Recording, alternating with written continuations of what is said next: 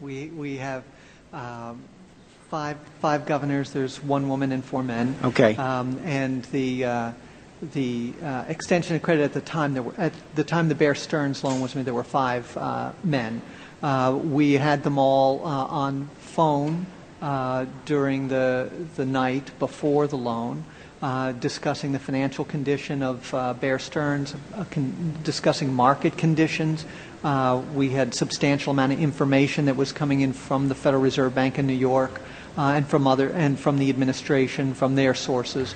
Then we convened a board meeting on that Friday morning as soon as everyone was able to get to the office.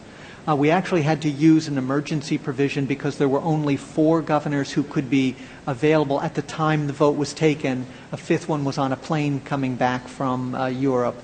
But the statute provides for a vote of less than 5 in that specific situation. Right. Did that same thing occur with Lehman Brothers?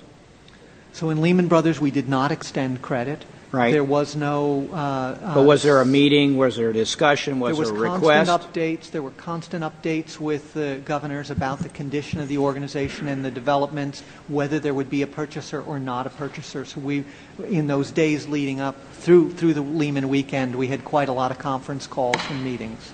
Thank you. Thanks for the chair. I think the gentleman Colorado has just given us an example of the kind of information that could come forward with no damage that people would like to hear. So this is, I think, an illustration of the kind of information an audit could bring forward without any problem. The gentleman from Texas, we are going to keep going. I'm hoping if Mr. Watt is back in time, we won't have a break. Members want to go and vote. There's only one vote. It's the last vote. We do intend to keep going. I'll stay as long as, so we'll keep, we may just keep going continuously. Members can go vote and come back. Gentleman from Texas. Thank you, Mr. Chairman. Good morning, Mr. Alvarez. Forgive me, I just came from speaking on the floor, so if we cover some old material, I apologize. I was here at least for your initial statement, and in it you talked about one of the concerns that the Fed had with a GAO audit with respect to the discount window in broad lending facilities that, and I'm paraphrasing, well, no, I'll go ahead and quote, that could, quote, significantly increase potential borrowers' fears of stigma and adverse reactions. To the extent it's analogous with respect to lining up for TARP funds, there didn't seem to be a stigma associated with that. I'm not sure the transparency kept people from accepting TARP funds. I'm not sure it had, some would maintain it had a beneficial impact upon the market. So what might we be missing here? So I think the TARP funds, it's useful to think of them in two parts. The CPP program, the original program, capital injection program, was presented as a confidence-inducing program that was available to healthy institutions and designed for healthy institutions. And that is one of the reasons that I think institutions were at first very eager to participate, because it gave them capital that they could use. They didn't want to, and they wanted to make they wanted to have that capital available. As time went on, though, the participation in the CPP, as we've seen, has become something of a red letter, and institutions are trying very hard to get out of the CPP program. Also, the other types of TARP programs include the more direct lending to folks like AIG. And so you believe it is a red letter stigma as opposed to perhaps not wanting Congress involved in their business, which is simply what I personally hear from the CPP recipients. I'm sure there's some of both. If I could, with the limited amount of time I have, Mr. Alvarez, and again, forgive me if this is old ground, but I want to talk a little bit about 13.3. Number one, in the Fed's interpretation, what exactly are the limits on your 13.3 authority? So the 13.3 can only be triggered if it's unusual and exigent circumstances, and we need a super vote of the Board of Governors finding that. And it's only lending. It's not investments, and it's only lending that is secured to the satisfaction of the lending reserve bank. Also, there has to be... So the Maiden Lane facilities, which broke new ground, isn't that something functionally beyond lending? So the Maiden Lane facilities are very much the same thing as if those assets were kept on the books of JPMC and we were lending against those assets at JPMC. This is actually a more transparent way to identify the assets, to keep track of the assets, and to prevent them from being lost in a larger organization. Speaking for myself, I do think it is important for the Fed to retain their 13.3 powers, but clearly they've been exercised in a way that I think has been totally unanticipated and certainly unprecedented in our nation's history. I simply do not believe that ultimately an unelected group of individuals should have unfettered ability to impose trillions of dollars of taxpayer exposure liability without some type of check or constraint by the people's elected officials. So my question is, what constraints would the Fed be willing, or does the Fed feel any need for any constraints on their 13.3 powers whatsoever?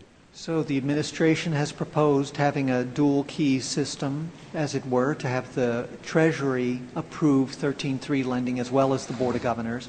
And the chairman, my chairman, Chairman Bernanke, has offered the suggestion that if resolution authority is granted, then there may be no need for 13.3 lending by the Federal Reserve in situations where there's a specific institution that needs as the broad lending facilities, I'm looking somewhat retrospectively, but as those broad lending facilities were enacted on a contractual basis, could you not have negotiated resolution authority?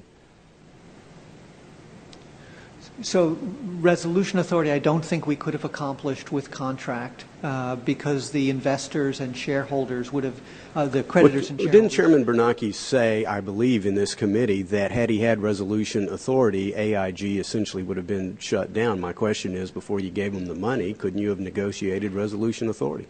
So he would have been able to, if there was resolution authority, use that tool to rather than the Federal Reserve. Gentlemen, I'd be happy to yield. I think the problem is, in the absence of a bankruptcy, they could have negotiated with AIG, but not with the creditors of AIG, that would have been the problem. That they could have gotten agreement from AIG as a condition of the money, but then that would have left the creditors legally freestanding.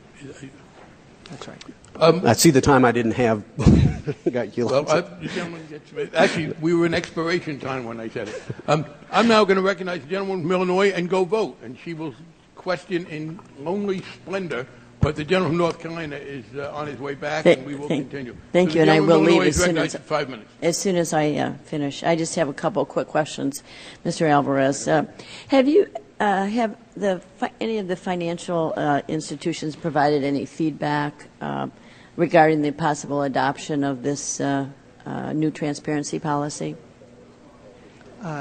I'm sorry, which transparency? The about this bill. Of what the Federal Reserve has been, the information we've been making publicly available? No, have the financial institutions talked to the Fed about the possibility of this bill being enacted and the transparency policy?